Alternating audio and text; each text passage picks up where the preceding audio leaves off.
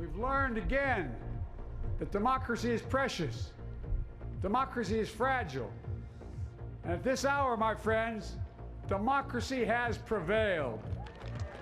On Capitol Hill in Washington, D.C., Joe Biden is sworn in as President of the United States, and the Trump era is over. I, Joseph Robinette Biden Jr., do solemnly swear. And he pledged to defend the Constitution. He urged Americans to overcome their differences in the search for unity. My whole soul is in this, bringing America together, uniting our people, uniting our nation. And I ask every American to join me in this cause. On her way to the White House after the ceremony was Kamala Harris, the first woman, the first Black American, the first person of South Asian descent to become Vice President. As for President Trump, he'd already left Washington hours earlier, telling supporters that he would be back. We'll have details of the day's ceremony, the new president's message, and the work he's already started in the Oval Office in the past hour. Also tonight, as the number of COVID deaths reaches another record, we visit a hospital in Derby to talk to staff about the battle that they're waging. And severe flood warnings in Greater Manchester as Storm Christoph brings chaos and homes are evacuated. And in half an hour on the BBC News Channel, join me, Kasia Madeira, for global reaction to today's events and a look at tomorrow's international front pages.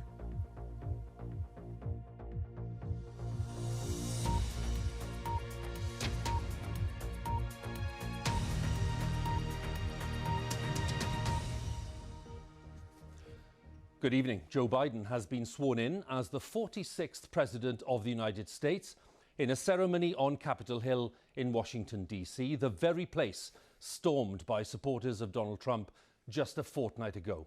And with that violence still fresh in people's minds, there was unprecedented security and far fewer people than usual because of the pandemic. Well, the new president declared that democracy had prevailed, and he pledged to defend the Constitution while urging Americans to overcome their differences in the search for unity. At Mr. Biden's side, his Vice President, Kamala Harris, the first woman, the first Black American, and the first person of South Asian descent to hold the nation's second highest office. Conspicuous by his absence was the outgoing President, Donald Trump, who'd flown to Florida earlier in the day while promising his fans to be back in some form. We'll be looking at the new president's agenda and what it means for US relations with the rest of the world. But we start with the events of the day with our North America editor, John Sopel.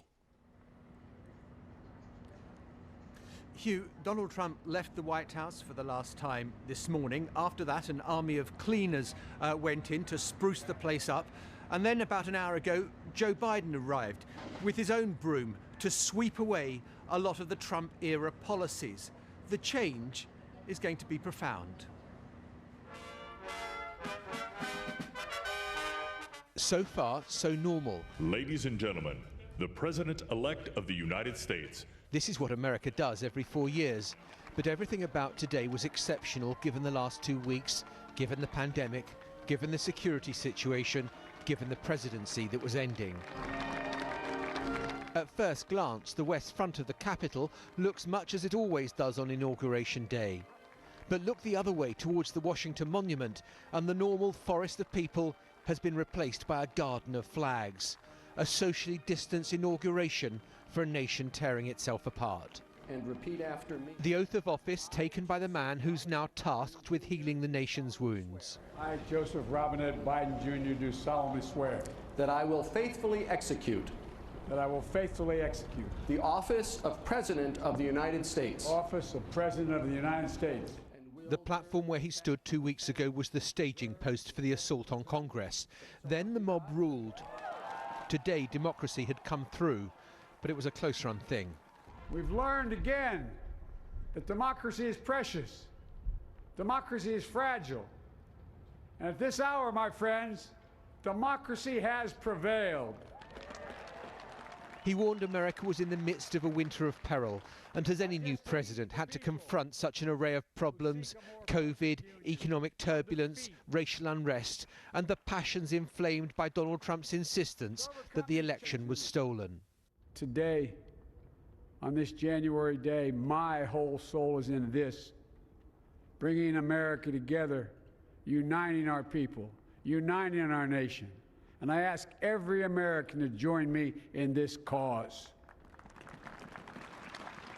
Joe Biden never mentioned Donald Trump by name, but it was a firm repudiation of all that he stood for, though he was careful to reach out to the former president's supporters. We must end this uncivil war that pits red against blue, rural versus urban, or rural versus urban, conservative versus liberal. We can do this if we open our souls instead of hardening our hearts. At 78 years old, Joe Biden becomes the oldest man to become president, but the real history is being made by his deputy Kamala Harris, the first woman vice president, the first of black and Indian heritage, an example of the American dream. So help me God. So help me God.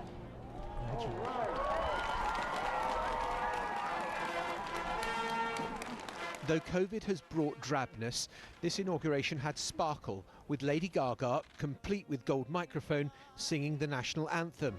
What so proudly we hailed at the twilight's last gleaming. And Jennifer Lopez too.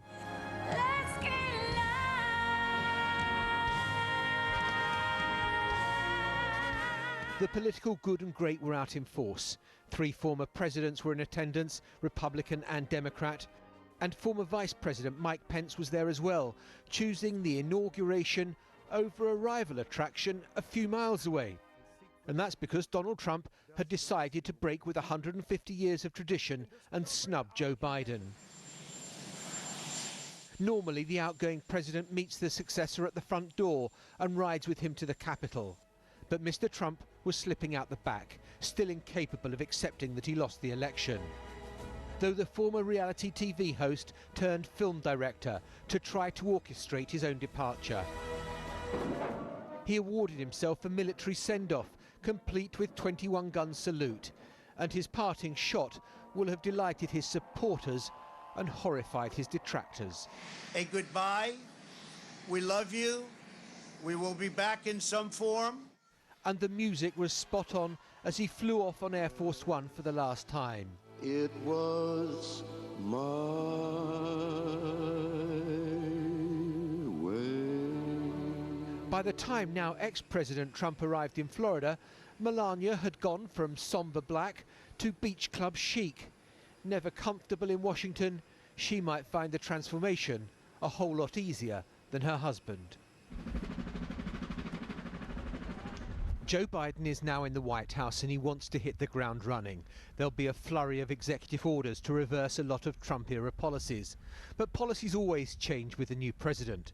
What will be so different is the manner of governing. Crazy Town is likely to be replaced by Dullsville. But maybe that's what America needs right now. John Sopel, BBC News, Washington. Well, by now, as we just saw there, after several hours of ceremonial events, the president is in the White House, is probably in the Oval Office right now, where he's expected to get to work and signing those 17 executive orders that John was mentioning there. Those are presidential directives, if you like, which can take effect more or less immediately. Now, the aim is to begin reversing key parts of the Trump agenda on the environment, on immigration and on diversity. But top of the agenda, of course, will be a more focused approach to dealing with the pandemic, which has already claimed the lives of 400,000 Americans. Alongside that will be initiatives to stimulate the US economy, which has lost more than 10 million jobs over the past year. Let's go back to John Sopel, our North America editor. Can we talk about the pandemic, John, and how will the Biden approach differ to the Trump approach?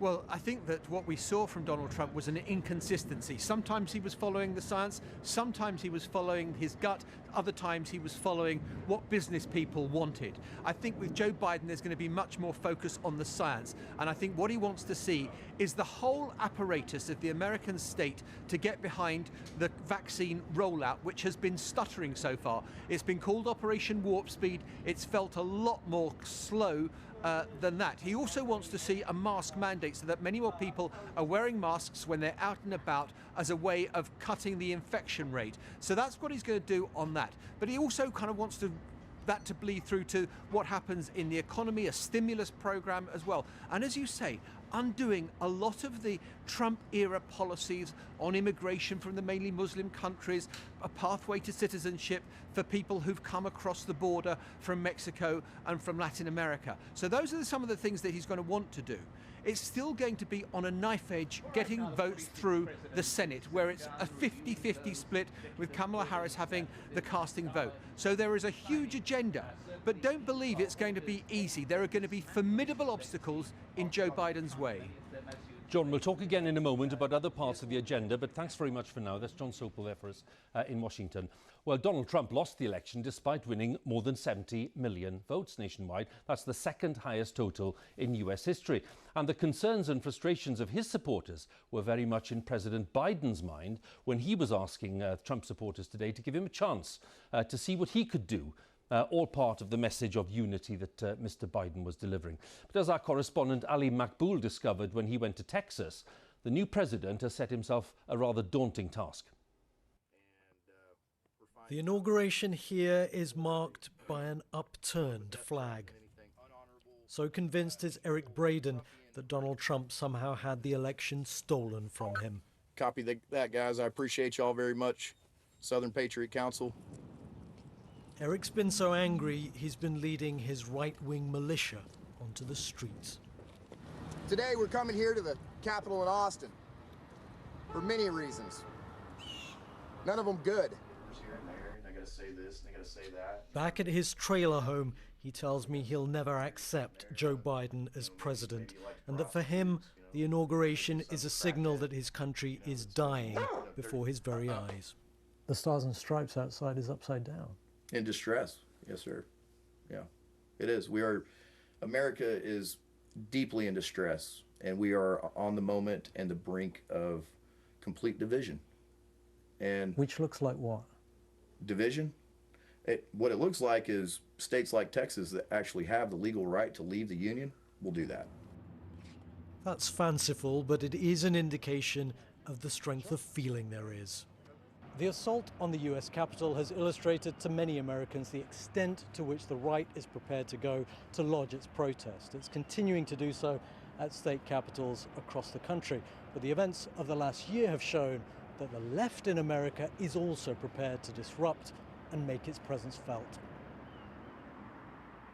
Last summer, they were roused into action not by misinformation from a president, but the killing of George Floyd.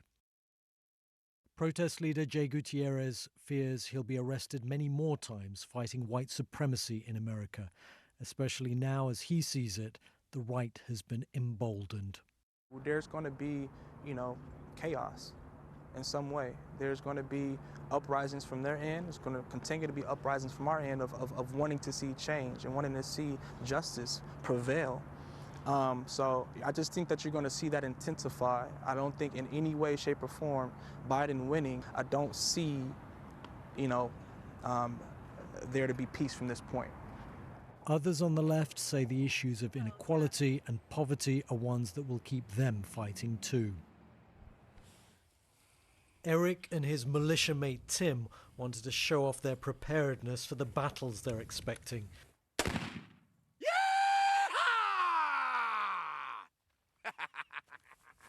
Yeah, we got a problem. It was a bit of a game, but one that ended up starting a fire that quickly spread. What the coming months bring get that water hose. May not be as comical or as easy to contain. Ali Makboul, BBC News in Texas.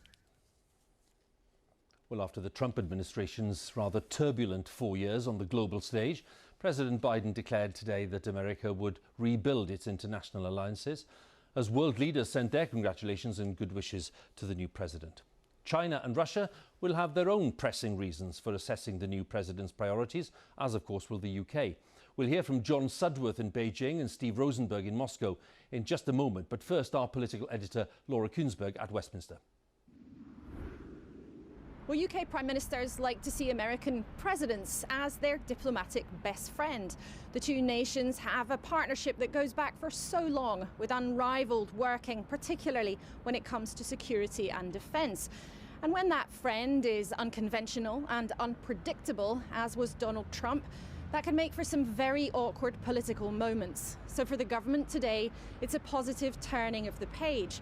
Now that's in part because Joe Biden's been clear. He wants to work with international groups like NATO, so important to the UK and its place on the world stage. But it's also seen as a positive because in number 10, they believe that Joe Biden cares about some of the issues where Boris Johnson really wants to make a difference, on climate change, for example. The Prime Minister today said it's a step forward, a positive day for America after a bumpy time. But less diplomatically, one former senior minister told me that the UK might lose some exclusivity, but they would gain predictability, and the whole thing would be less cringeworthy. It's sure that there'll be fewer fireworks and less drama, perhaps, in the relationship between the two countries. But tonight, the sense in the government is that the UK is gaining a more dependable friend. On the face of it, Donald Trump has been a nightmare for China, hitting it with a trade war, trolling it over his allegations that the virus leaked from a laboratory here, and sanctioning its companies over their links to the human rights abuses in Xinjiang. But will Joe Biden be any better? Not only is his incoming administration continuing Trump's tough on China rhetoric, he's promising to rebuild alliances with democratic countries in Europe and beyond to better contain Beijing. But there's something else too. In Donald Trump, China saw the tantalizing prospect of a crisis in democratic values, a decline in American power, and a vacuum on the global stage into which it could step. In short, the chaos and confusion of Donald Trump made China's rulers feel good about themselves and their system. And for that, they may well come to miss him now he's gone. There's little doubt that the Kremlin would have preferred 4 more years of Donald Trump in the White House. The chaos and division in America that characterized his presidency and the weakening of the Western alliance, all of that was welcomed here in Moscow. Plus, Donald Trump almost never criticized Vladimir Putin in public. But Joe Biden is a vocal Kremlin critic. He's already said that for America, Russia is the greatest threat. So Moscow is bracing itself for more sanctions. And when it comes to Putin-Biden, don't expect much personal chemistry. Joe Biden once recalled his visit to Moscow in 2011 when he was vice president. And the story goes that he looked Vladimir Putin in the eye and concluded that Mr. Putin has no soul. And he told him that. Hardly the ingredients for a beautiful friendship. But I think there will be a degree of pragmatism on both sides, which could help secure agreement on key pressing issues, like extending a key nuclear arms control treaty that expires in a few days' time. It was Steve Rosenberg there in Moscow. Let's go back to Washington and have a final word with John on what's been going on there today. People talking about a new American presence on the world stage, John. How do you think that'll manifest itself? I think what you're going to see, Huw, is a return to the sort of consensus foreign policies that we've had from previous American presidents, broadly speaking, since the war, that you support the multilateral institutions like NATO, like the World Trade Organization, the World Health Organization, which Donald Trump pulled America from, like the climate change agreement that Joe Biden wants America to rejoin. And I think the key word was used by Laura when she talked about predictability. I think that Joe Biden will be fairly predictable, and he's surrounded himself by technocrats who know their subjects in the key positions. That said, Joe Biden's focus is also going to be very inward-looking on America. Remember how close America came to a kind of overthrow of Congress, unbelievably, just 2 weeks ago. There are still wounds from that. There is still going to be an impeachment trial of Donald Trump in the Senate. There is an awful lot of healing that needs to go on in America. And I think that is going to be the focus of his activities, even though on the world stage it may be a more familiar America that the world is dealing with. John, many thanks again. John Sopel there with his analysis on the day that Joe Biden was inaugurated. Let's turn to the day's other main news then, because the number of COVID deaths recorded in the past 24 hours in the UK was more than 1,800. That's yet another record since the pandemic began. But more than 4.5 million people across the UK have now received their first dose of a vaccine. The pressure on the NHS is still extreme, and our latest report on hospital staff this week is from the Royal Derby Hospital. Our medical editor Fergus Walsh, producer Nikki Stiasny and camera journalist Rob Taylor compiled this report. I've been in nursing for 33 years and I have never seen anything like this. In all honesty, it is physically and emotionally exhausting. I don't think anybody feels that we've seen the worst of this yet. If we carry on this trajectory, we'll be completely overwhelmed in a couple of weeks. The warnings keep coming, and not just from London. This is the Royal Derby Hospital. Nearly half its patients have COVID. CPAP mask on for a couple of hours. Paul Robinson is 50. He's terrified. I had an horrendous night, and I won't lie, I messaged my wife this morning to say that I wasn't so sure if I was going to survive. We've just bought ourselves a new beautiful bungalow which we're supposed to be moving into, and it's our dream, and I may not see it. The intensive care unit has doubled in size and is still growing, but they've already had to transfer some critically ill patients to other hospitals. This time it's been a perfect storm, really, of the new variants arrived, we've hit winter at just the wrong time, Christmas has arrived at exactly the worst time it could have done, and there's just been a steady, inexorable rise of cases. We are still on the up-ramp of the patients coming through. Check the length on the remaining lines. Caring for those patients places huge demands on staff. 1, 2, 3, doors. Every ICU uses this procedure, proning, turning patients on their front to help their breathing. This is the very definition of intensive care. All over the country there are medical teams like this one trying to keep thousands of COVID patients alive. All that and coping with other winter pressures as well. There is light amid the darkness. Treatments are getting better. Steroids and some arthritis drugs have greatly improved the chances of survival. But to provide care, you need staff. So many are off sick. Those left are drained. On one shift, nurses had to walk past COVID deniers demonstrating outside the hospital. We've got staff who are absolutely exhausted and traumatised. A lot of staff are struggling with their mental health. The nurses are coming in and working extremely hard. A lot of them are doing extra shifts. They're all exhausted. And then to see protesters saying that it's not real, for the nurses then to come in. Those on the COVID front line say if the public could see through their eyes, they'd take more care. It's not a hoax, it's very real. People are dying daily within the hospital, and I myself have held the hand of patients that are dying within the department. I think people need to take it a little bit more seriously, and I don't think they're aware of the impact. The emergency department has separate entrances for COVID and non-COVID patients. Thank you, bye-bye. Like scores of other hospitals across the UK, they're approaching their limits. If we reach a point where the hospital is so full that we can't get patients out of the emergency department in a timely fashion, the whole system down here comes to a halt. And that's when we start holding patients on ambulances. That's where we start to see the real risks of patient harm creeping up in the emergency department. There is a path out of the pandemic via the vaccine, but the benefits won't be felt here for many weeks. For now, hospitals are bracing for worse to come. Fergus Walsh, BBC News, Derby. We'll talk to Fergus in just a moment. Before that, let's have a look at the latest official government figures, which are revealed today, showing that there were 38,905 new infections recorded in the latest 24-hour period, which means that on average the number of new cases reported per day in the past week is 42,026, and as you can see on the chart there, that's been falling. Across the UK, an average of 39,068 people were in hospital with coronavirus over the 7 days to Sunday. That includes suspected cases in Wales. 1,820 deaths were reported. That's people who died within 28 days of a positive COVID test. As we've heard, that's the biggest single total reported so far. On average in the past week, 1,218 deaths were announced every day.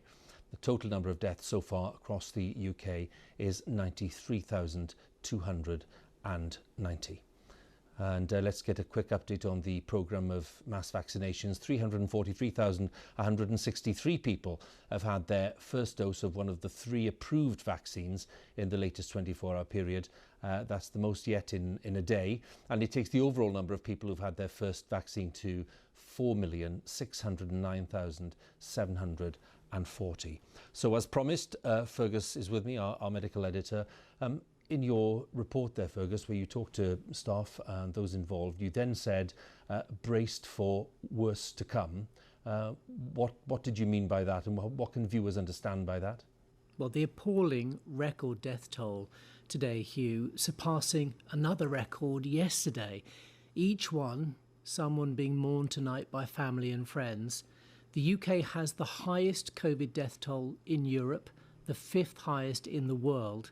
And it underlines yet again that with this new, more transmissible variant, we are in a more precarious, a more fragile position in terms of controlling the virus than at any time in the pandemic. Many of those who have recently died will have been infected around Christmas time, but it wasn't until the end of December and early January that we saw that huge surge in cases, and that is only just beginning to feed in to the daily death toll. At some point in the next week or two, we should mercifully pass the peak, but the numbers dying and in hospital are going to remain very significant throughout winter. The one solace is that the protective effect of vaccinating the most vulnerable will before long begin having a positive impact. Fergus, many thanks once again.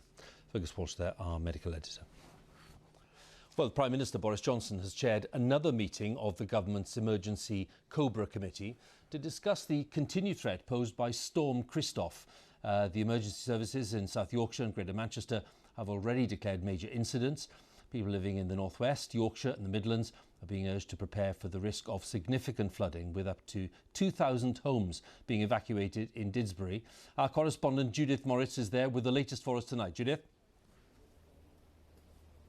Yeah, and while there are more than 300 flood alerts and warnings across England, there are now just 4 at the most severe level. 2 of those, which were declared in the last few minutes, are on Merseyside at Maghull. The other 2 are here where I am at Didsbury, south of Manchester, and the Environment Agency in the last hour has told us that this is the area where 2,000 or so properties are being evacuated. Now, we've seen people here leaving, but also other residents saying they're going to chance it. They're moving things upstairs. They don't want to go. There is some concern generally around how you manage an evacuation during the pandemic. And Manchester City Council have been quick to reassure people. They say on 3 points. Firstly, that if you leave your home here under order to evacuate, you're not in breach of COVID legislation if you go to stay with family or friends. Secondly, there is a COVID secure rest centre for people who feel that's the best option. That's at Wythenshawe in South Manchester. Thirdly, they say that if you are clinically extremely vulnerable or are having to self-isolate at the moment and find yourself in a situation where you may need to evacuate, that there are other accommodation options which the council are helping to coordinate. So a range of different possibilities. You can see as well that the snow is falling heavily here, and the River Mersey behind me has extremely high levels. It's racing past. It's expected to peak at about 11 o'clock tonight. But it's not just here in Manchester where people have been taking precautions against flooding. All the rivers around Yorkshire have been running high. In York, the Ouse is expected to peak tomorrow. They've put extra flood defences in there. Problems as well on the roads in Cleveland. In Rotherham, the train station closed because of flooding. A range of different problems all over the place. But this in South Manchester seems to be really at the epicentre where people are being told 2,000 homes to get out. Judith, many thanks for the update there. Judith Moritz, our correspondent in Didsbury. And just to remind you that your BBC local radio station will keep you up to date on Storm Christoph. You can listen on BBC Sounds. Obviously, there's updates as well on BBC News Online. Let's return then to our main story, which is the inauguration in Washington, D.C., which involved not only the president, but also the new vice president. 56-year-old Kamala Harris is the first woman, the first black American, first person of South Asian descent to hold that position. Our correspondent, Huw Edwards, joins us now from the White House with the latest. I think we're going to miss our slot. Ladies and gentlemen, the Vice President-elect of the United States, Kamala Harris. It took nearly 250 years for America to reach this moment, for a woman to hold the second highest office in the country. I, Kamala Harris, do solemnly swear that I will support and defend the Constitution of the United States. that I will support and defend the Constitution of the United States against all. America's new vice president is the daughter of immigrants born to an Indian mother and Jamaican father. Both were involved in the civil rights movement of the 1960s, something she says shaped her. I was taught that I had a responsibility to be a part of the fight for justice. That quest for justice, perhaps the motivation for her career in law, rising to become the Attorney General of her home state of California. But there are those who say she's not the progressive prosecutor that she claims to be. They point to an approach they say was too harsh on black men and say she didn't do enough to tackle police brutality. I stand before you today to announce my candidacy for President of the United States. In 2019, she launched her own bid to become US president. It was unsuccessful, but there was one particularly memorable moment. During a debate, she hit out at Joe Biden for working with senators who'd supported racial segregation and for his opposition to busing black children to white schools. You know, there was a little girl in California who was part of the second class to integrate her public schools, and she was bused to school every day. And that little girl was me. But it didn't stop Mr. Biden from choosing her as his running mate. We did it, Joe. You're going to be the next president of the United States. For her childhood friend, this is a moment that she was made for. Did you see this in her future when you were kids or teenagers? Oh, absolutely not. We were kids or teenagers, no. We were bad. We hung out. No, but as she progressed into her role and got into the DA's office and then the Attorney General, I saw, yes, this, you can be the President of the United States. And look at you, she's right here. Kamala Harris is a step away from the presidency, but with this honour comes the burden of expectation and responsibility. The wounds inflicted by America's divisions are still raw. She will have to try and heal a country in chaos while carrying the weight of her historic victory. Huw Edwards, BBC News, Washington. With that is all from us tonight. In a moment on BBC One, we'll have the news where you are. Before that, here's a reminder of the words and the images which marked the inauguration of Joe Biden as the United States began a new chapter in its history. Have a good night.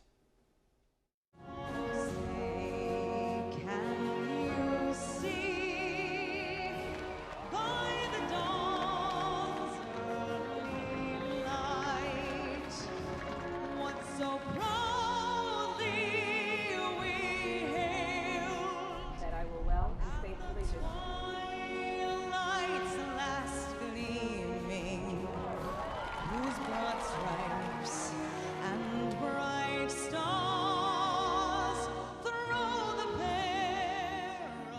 Joseph Robinette Biden Jr. do solemnly swear. On the ramparts we watched were so gallantly streaming. The will of the people has been heard, and the will of the people has been heeded. And at this hour, my friends, democracy has prevailed.